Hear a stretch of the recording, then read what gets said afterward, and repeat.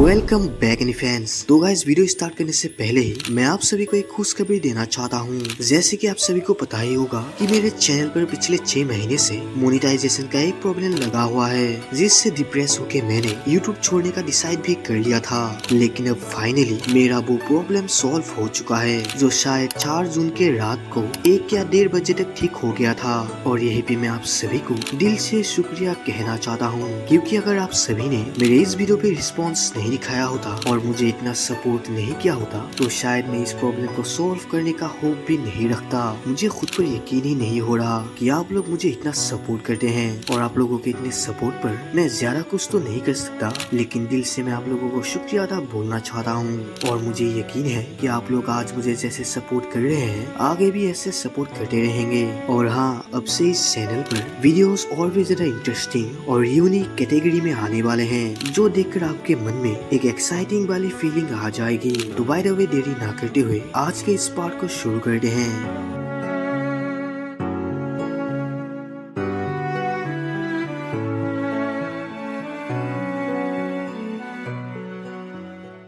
तो जैसा कि पिछले पार्ट में हमने देखा था कि इचिगो के टीम का सामना रुनु नाम के मॉन्स्टर से हो जाता है, जिसे इचिगो नहीं हरा पाता। और थोड़ी देर में रुनु इन सब को निकलने ही वाला था कि तभी यहाँ पर रुकिया और रेंजी आके रुनु को हरा देते हैं। जिसके बाद नल की टीम और इचिगो की टीम मिलकर लॉस नोसिस की तरफ बढ़ रहे थे, लेकिन तभी अचानक से उनके सामने फिर से रुनु आ जाता है, जो अभी तक मरा ही नहीं था।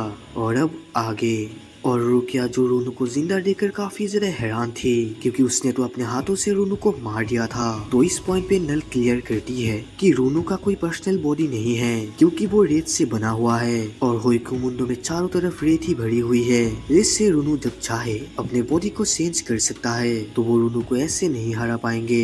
यह जानकर रुकिया भी सीरियस हो जाती है, जिससे वो सीधे अपने जान पख्तों को रिलीज कर देती है। लेकिन तभी अचानक से बावा दर्द के मारे चिल्लाने लगता है, क्योंकि रुकिया बावा के पीठ पर थी और उसने वही पर ही अपनी जान पख्तों को रिलीज कर दिया, और इसका इफेक्ट बावा के शरीर पर हुआ, जिससे उसे दर्द हो रहा था। और रुकिया ये देखकर बावा से माफी मांगती है, क्योंकि उसने इस बात पर नोटिस ही नहीं किया। और इस तरफ रुनु इनके नीचे दोबारा एक गड्ढे को बना देता है, जिसके अंदर ये सभी गिरने लगते हैं। लेकिन तभी रुकिया अपना बैलेंस खो देती है, जिससे वो अपने ग्रुप से थोड़ा दूर हो गई थी। और फिर ये सभी रेत के अंदर घुस जाते हैं। और तभी हम अंधेरे में एक परछाई को देखते हैं, जो कि एक लगभग होलो की तरह ही लग रहा था। लेकिन इस बंदे के पास एक ब्लेड भी थी, जो कि शायद एक जान पख्तो है। बाय द वे इसके बारे में हमें आगे पता चलेगा। और इस तरफ इचिगो की टीम लगातार नीचे गिर रही थी, और गिरते हुए इचिदा की नजर सामने कई सारे मेनोस ग्रांडे बढ़ जाती है, जो देखकर वो घबरा चुका था। और कुछ देर बाद ये सभी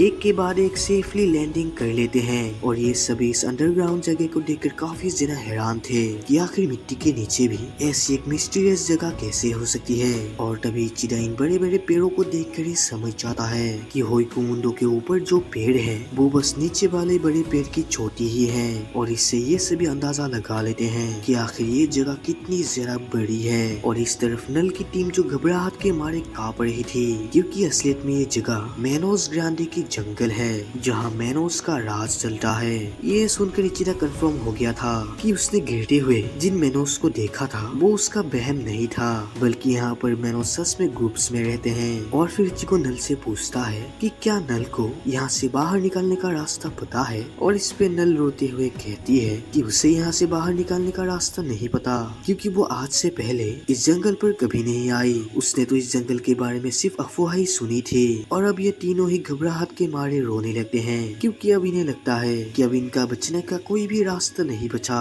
अब इनकी मौत तो तय है। ये सुनकर इचिगो नल को साहस देता है कि नल को डरने की कोई जरूरत नहीं है, और वो सब मरने तो बिल्कुल भी नहीं वाले। और बाहर निकलने का रास्ता कोई ना कोई तो जरूर होगा, क्योंकि अगर यहाँ पर होलोस रहते हैं तो अंदर बाहर जाने का रास्ता तो होगा ही, बस उन्हें थोड़ा मेहनत करके उस रास्ते को खोजना होगा। ये सुनकर इन दोनों को भी थोड़ा साहस मिलता है। लेकिन तभी रेंजी इचिगो से कहता है कि उनके साथ रुकिया नहीं है, और रेंजी को उसका स्पेशल प्रेशर भी सेंस नहीं हो रहा। ये सुनकर इचिगो भी शॉक में पड़ गया था। और इस तरफ हम रुकिया को को देखते हैं जो बेहोश पड़ी हुई थी, लेकिन जैसे ही उसे होश आता है तो वो खुद को बिल्कुल ही अलग जगह में पाती है जहाँ पर उसके दोस्त नहीं थे। तो वो जोर जोर से अपने दोस्तों को पुकारने लगती है और रुकिया की आवाज सुनकर वहाँ पर कई सारे होलोस आ जाते हैं जिन्हें एक एक करके रुकिया निपटाने लगती है। लेकिन ये होलोस जो खत्म होने का नाम ही नहीं ले रहे थे और तभी रुकिया को दूर में एक रोशनी दिखाई देती है जो देखकर वो समझ गई थी कि अगर वो जैसे तैसे उस रोशनी तक पहुँचे तो वो इन होलोस से बच सकती है।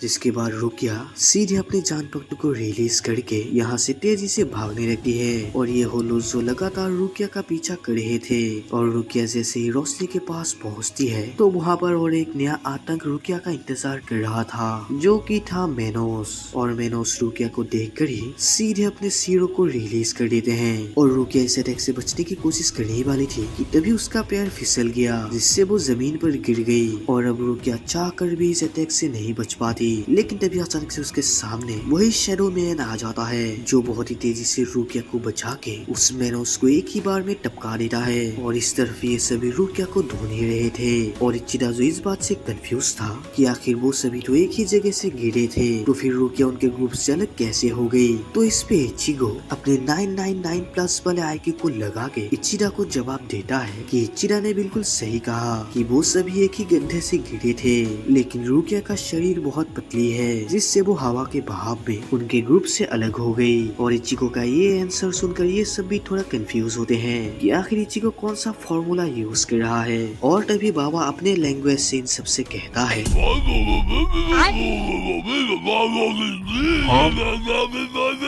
क्या मतलब कुछ समझ नहीं आया, मुझे भी कुछ समझ नहीं आया यार, लेकिन टेंशन लेने की कोई बात नहीं, मिस नल ट्रांसलेटर सब कुछ समझा देगी।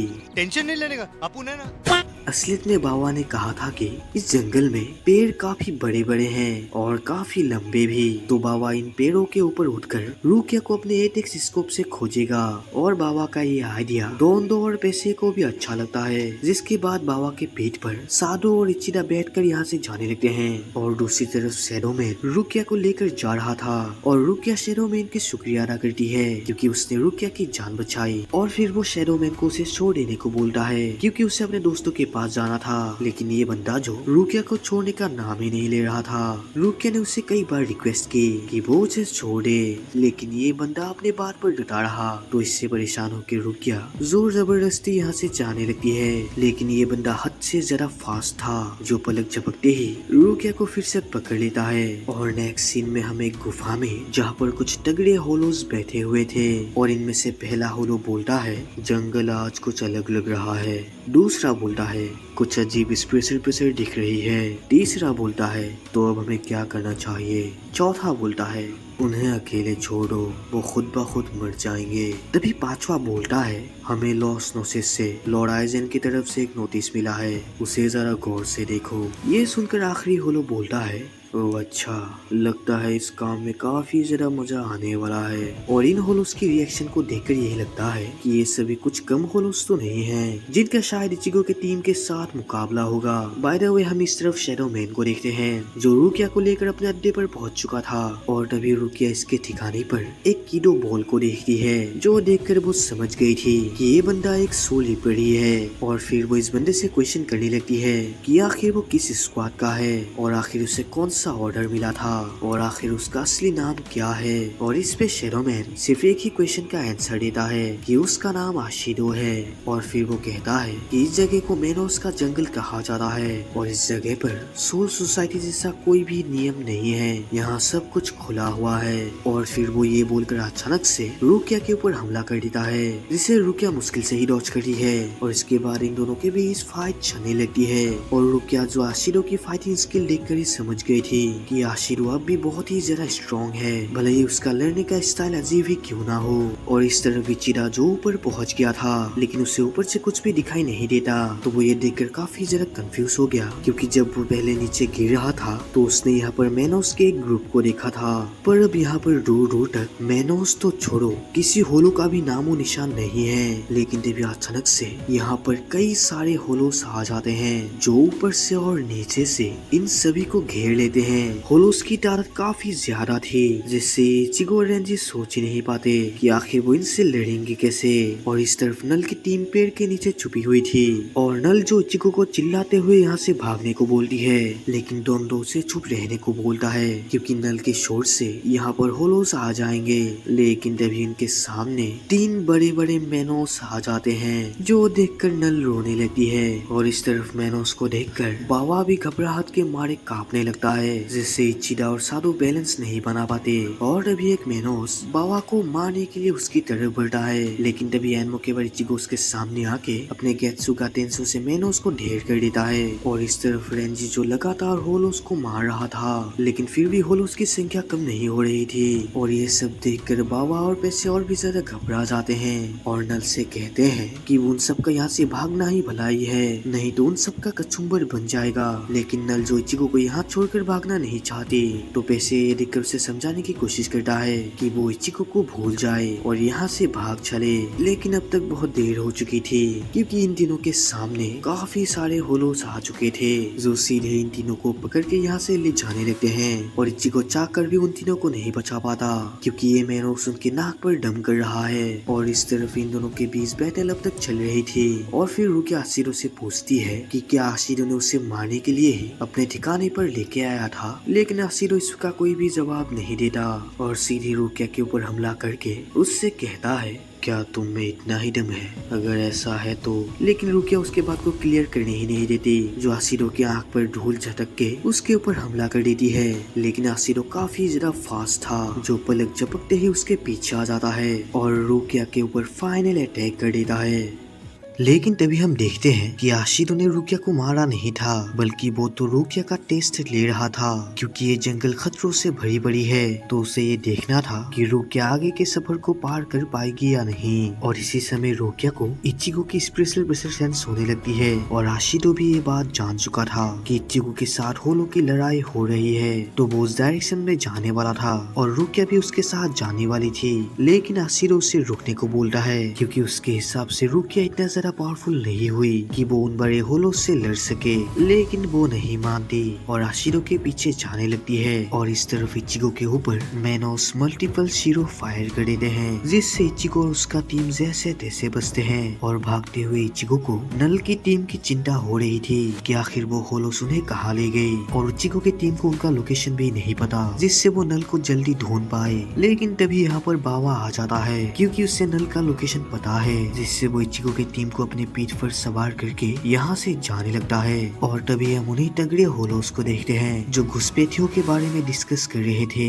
और ये होलोस आशिरो के बारे में भी जानते हैं जो सिर्फ आशिरो को मारना चाहते हैं। शायद इनके साथ आशिरो का पहले ही मुकाबला हुआ है और असलियत में नल की टीम इनके कब्जे में ही थी। और फिर इनमें से एक होलो इन तीनों को पकड़ के एक केज में बंद कर देता है। और इस तरफ आशिरो और रुकिया बैटल फील्ड पर पहुंच चुके थे लेकिन यहाँ पर कोई भी नहीं था और रुकिया को यहाँ पर इचिगो की स्पेशल प्रेशर सेंस हो रही है जिससे उसे आइडिया हो गया कि इचिगो को यहाँ से ज्यादा देर नहीं हुआ। लेकिन तभी अचानक से रुकिया के पीछे एक बड़ा होलो आ जाता है और इस होलो से रुकिया जैसे तैसे ही बचती है। और रुकिया जो इसके स्पेशल प्रेशर को सेंस करके ही हैरान थी क्योंकि इसका स्पेशल प्रेशर एक मेनोस से भी ज्यादा होते हुए भी इसका शरीर काफी ज्यादा छोटा है। और इससे यही पता चलता है कि ये होलो एक एत्सुकास है। और तभी आशिरो आके इसके ऊपर हमला कर देता है लेकिन इस हमले से इस होलो का कुछ भी नहीं होता और ये होलो भी आशिरो के बारे में जानता था। और फिर आशिरो इस होलो के बीच फाइट चलने लगती है और तब ये होलो चिल्ला के मेनोस को यहाँ बुला लेता है जिससे यहाँ पर कई सारे मेनोस आ जाते हैं। और रुकिया जो ये देखकर हैरान थे कि आखिर एक एत्सुकास मेनोस को अपने इशारे में कैसे नचा रहा है क्योंकि उसने आज पहली बार एक होलो से दूसरे होलो को ऑर्डर देते हुए देखा है। और तभी ये मेनोस एक साथ शीरो को फायर कर देते हैं जिससे आशिरो और रुकिया बच गए थे। थे। और तभी आशिरो रुकिया से कहता है कि वो मेनोस की चिंता ना करे, वो बस उस एजुकास पर फोकस करे। और फिर ये बोलकर आशिरो लड़ने के लिए आगे चला जाता है और आशिरो को देखकर मेनोस भी शीरो फायर कर देते हैं। लेकिन आशिरो एक होलो मास्क की हेल्प से इस शीरो अटैक को ब्लॉक कर देता है, जो देखकर ये एजुकास भी हैरान था। लेकिन तभी पलक झपकते ही आशिरो इस एजुकास को 2 टुकड़ों में काट देता है और वो एक ही सेकेंड में इन सभी मेनोस को भी टपका देता है। और रुकिया जो आशिरो की इस गॉड लेवल पावर को देखकर काफी ज्यादा शॉक में थी, क्योंकि आशिरो ने उस एजुकास और उन बाकी मेनोस को एक ही सेकेंड में हरा दिया, वो भी अपने बिना बांखाई का यूज किए हुए। और फिर आशिरो रुकिया से पूछता है कि क्या सोल सोसाइटी में कुछ हुआ है, क्योंकि यहाँ पर इन दिनों होलो की पावर्स काफी ज्यादा बदल गई और यहाँ होइक्यू मुंडो में सोल सोसाइटी ने सोल रीपर्स को भी भेजा है, जो कि काफी अजीब है। और इस पे रुकिया कहती है कि अब सोल सोसाइटी में कुछ भी पहले जैसा नहीं है, इन दिनों कुछ ऐसी घटनाएं हो गई जिन्हें ठीक करने के लिए सोल सोसाइटी को भारी कीमत चुकानी पड़ेगी। ये सुनकर आशिरो भी शांत हो जाता है और इस तरफ इन होलोस तक ये खबर पहुंच चुकी थी कि उनका एक साथी मारा गया है, वो भी आशिरो के हाथों। और आशिरो के साथ और एक नई घुसपैठिया भी है। ये सुनकर ये होलो डिसाइड करता है कि वो नल के टीम के साथ आखिर क्या करे, उनका इस्तेमाल करे या उन्हें सजा दे। और इस तरफ रुकिया मेनोस को मारती जा रही थी और रुकिया को ऐसे देखकर आशिरो समझ गया कि उसने रुकिया को पहले कमजोर समझा था, लेकिन वो गलत निकला। और फिर ये दोनों यहाँ से जाने लगते हैं और फिर रुकिया जाते हुए आशिरो से उस मास्क के बारे में पूछती है, जिस पे आशिरो अपना मास्क उतार देता है और उस मास्क के पीछे एक यंग सोल रीपर था। और फिर आशिरो इस मास्क के और उसके बैक स्टोरी के बारे में बताता है कि आखिर वो यहाँ पर कैसे आया। वो बोलता है कि वो यहाँ पर सोल सोसाइटी से 100 साल पहले ही आया था। ये सुनकर रुकिया हैरान हो जाती है और उससे पूछती है कि क्या यहाँ से बाहर निकलने का कोई भी रास्ता नहीं है, जिस पे आशिरो कहता है कि यहाँ से बाहर निकलने का रास्ता मौजूद है। ये सुनकर रुकिया उससे पूछती है कि अगर यहाँ से बाहर निकलने का रास्ता है ही तो फिर आशिरो 100 साल तक यहाँ पर क्यों रहा। और इस पे आशिरो एक अलग ही जवाब देता है, मैं इस जगह पर अब तक इसलिए हूँ क्योंकि मैं एक सोल रीपर हूँ। हर एक होलो जो इंसानी दुनिया पर यहाँ से ही जाता है, इसलिए मुझे लगा कि मैं यहाँ से होलोस को मार के उनकी संख्या कमा दूं, तो फिर इंसानी दुनिया में कम होलो जाएंगे, जिससे वहाँ पर तकलीफ कम होगी। इसलिए मैं पिछले 100 सालों से लगातार होलो से लड़ता रहा। और फिर आशिरो रुकिया से पूछता है कि क्या इंसानी दुनिया पर अब होलो की संख्या कम रही है, और इसका जवाब रुकिया देने ही वाली थी, लेकिन आशिरो रुकिया के चेहरे के एक्सप्रेशन से ही समझ जाता है कि उसका मेहनत अभी तक रंग नहीं लाई। और इस तरफ नल की टीम काफी ज्यादा घबराई हुई थी, क्योंकि उन्हें पता नहीं था कि आखिर ये होलोस उनके साथ क्या करेंगे। लेकिन तभी डांडो के दिमाग पर एक आइडिया आता है और वो नल को पकड़ के सभी होलोस के आगे ले जाता है। और फिर डांडो और पेचे चिल्लाते हुए होलोस से कहते हैं कि क्या ये सभी होलोस जानते हैं कि उनकी छोटी बहन नल की असली पहचान क्या है। असलियत में नल एक अलंकार है जिसे खुद लॉर्ड आइजन ने ट्रांसफॉर्म किया है। ये सुनकर नल को भी याद आता है और इसके बाद ये दोनों नल के सिर के कपड़े को हटा देते हैं, जिससे उसका टूटा हुआ मास्क दिखाई देता है। और ये देखकर ये सभी होलोस घबरा गए थे, क्योंकि नल सच में एक अलंकार है। और फिर डोंडो उन होलोस से कहता है कि अगर उन होलोस को अपनी जान प्यारी है तो वो उन्हें बाहर जाने का रास्ता बता दे, नहीं तो लॉर्ड नल उन सभी को मार देगी। और इनका ये प्लान काम कर रहा था, जिससे एक होलो उन्हें रास्ता बता देता है और ये तीनों खुशी खुशी उस रास्ते पर निकल रहे थे। लेकिन तभी इनका रास्ता एक एजुकास रोक लेता है और ये देखकर नल घबराते हुए उस एजुकास से कहता है कि अगर उसे उसका जान प्यारी है तो वो लॉर्ड नल को यहाँ से जाने दे। लेकिन इस एजुकास का इरादा तो कुछ अलग ही था। और इस तरफ आशिरो रुकिया को एक लोकेशन पर ले आता है, और असलियत में आशिरो और उसके दोस्त इसी जगह पर सबसे पहले आए थे। और तभी हमें आशिरो की बैक स्टोरी पता चलती है कि आखिर वो कैसे इस जगह पर पहुंचा।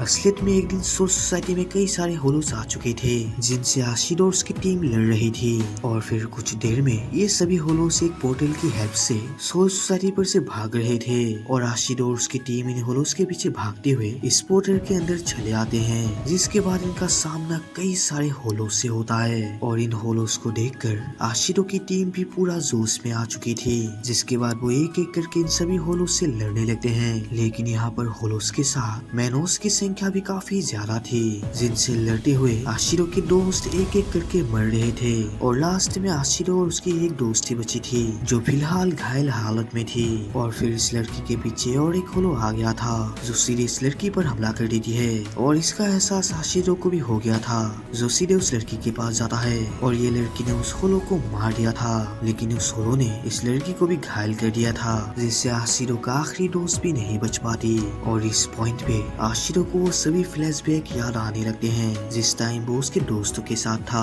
और ये सब याद करके ये आशिरो काफी ज्यादा भड़क जाता है, जो सीधे उस होलो मास्क को लेकर इन मेनोस के साथ लड़ने के लिए टूट पड़ता है। और इस पॉइंट पे ही आशिरो ने अपने दोस्तों से वादा किया कि वो एक सोल्जर होने के नाते होलोस से लड़ता रहेगा और इंसानी दुनिया को इससे हिफाजत रखेगा, चाहे इसके लिए उसे किसी भी नतीजे का सामना करना क्यों ना पड़े। और उसी दिन से आशिरो यहाँ रहकर होलोस को मार रहा है। और असलियत में आशिरो ने इसलिए रुकिया से पूछा था कि इंसानी दुनिया में होलोस की संख्या कम हो रही है कि नहीं, क्योंकि उसने अपने दोस्तों से वादा किया है। लेकिन वो जवाब जान गया कि इंसानी दुनिया पर अब भी कुछ भी ठीक नहीं हुआ। तो वो इसलिए रुकिया से कहता है कि वो जल्दी अपने दोस्तों को ढूंढे और यहाँ से चले जाए, क्योंकि रुकिया और उसकी टीम को इंसानी दुनिया पर मेहनत करना है। और इस पे रुकिया कहती है कि वो चाहकर भी यहाँ से नहीं जा सकती, क्योंकि उनका एक खास दोस्त लॉस नोसिस में बंदी बना है। ये सुनकर आशिरो हैरान होता है, क्योंकि लॉस नोसिस में तो वाइजर लॉर्ड सरंकाश रहते हैं, जिनसे रुकिया छोटी मोटी स्किल से नहीं लड़ पाएगी। और ये बात रुकिया भी अच्छी तौर से जानती थी,